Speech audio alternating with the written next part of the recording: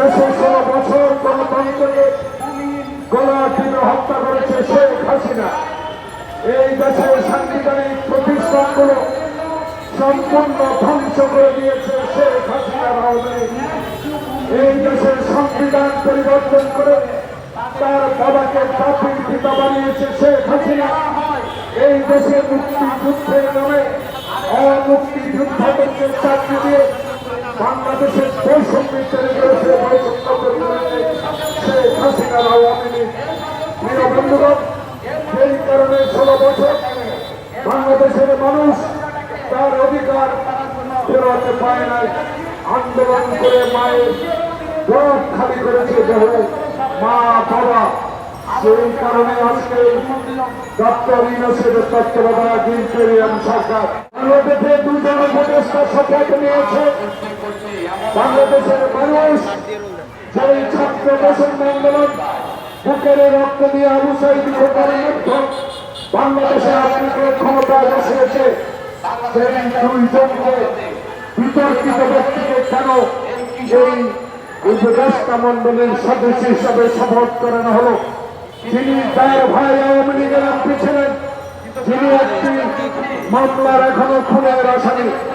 আরেকজন নিয়ে আমি কথা বলতে চাই না, যার কোনো অবদান নাই, যার কোনো অবদান বাংলাদেশে গণতান্ত্রিক আন্দোলনে নাই, এমন এক ব্যক্তিকে উপদেষ্টা মন্ডলীর সদস্য করে বাংলাদেশে যে বিতর্কের ঝড় উঠিয়েছেন, সেই বিতর্কের ঝড়ের সাথে একত্রিত হয়েছে ছাত্র বৈষম্য আন্দোলন।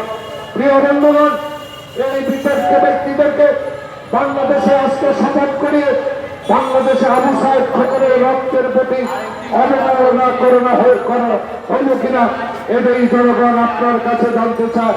প্রিয় বন্ধুগণ, তারেক রহমানের মামলা প্রত্যাহার হবে না সেটা বিষয় না। বিষয় হলো বাংলাদেশে 40 লক্ষ মামলা বিএনপির বিরুদ্ধে, পুলিশবাদী আওয়ামী লীগবাদী, কিন্তু আজও 3 মাস 10 দিন অতিক্রান্ত হলো, এখনো বাংলাদেশে বিএনপি যেসব নেতা কর্মী আন্দোলন করতে গিয়ে আজকে মামলার আসামি হয়েছে।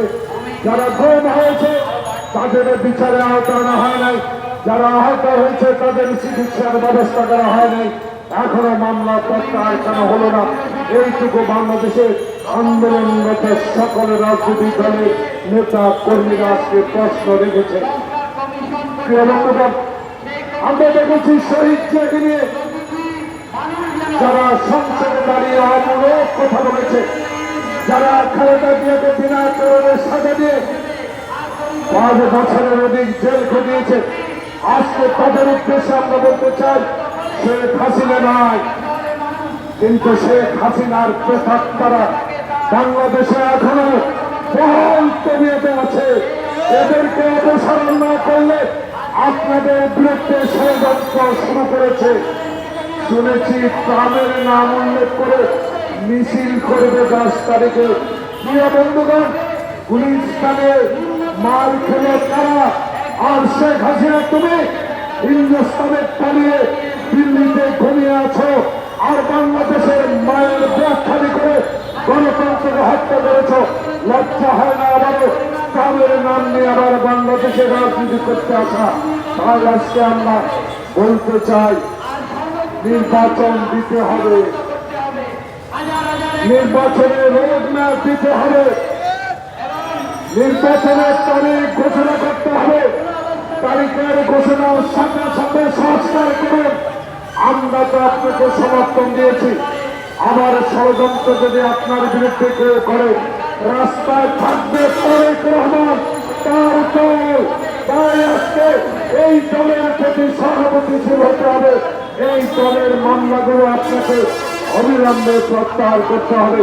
সেই দলটি সকল দল নিয়ে আন্দোলন করে শেখ হাসিনাকে বিদায় করেছে, সেই শেখ হাসিনার প্রতাপকে অবিলম্বে সকল পথ থেকে অপসারণ করতে হবে। প্রিয় ভাইরা, তাই আজকে আমরা দাবি করব, আসুন বাংলাদেশে এমন একটি গণতান্ত্রিক ব্যবস্থা তৈরি হোক, যেই নির্বাচনের মধ্য দিয়ে বাংলাদেশে এমন একটি সরকার হবে, যেই সরকারে জনপ্রতিনিধি এবং যে সরকারি সংসদ যাবে, যে দলই সংসদে যাবে, তারাই বাংলাদেশের মূল সংস্কার করবে।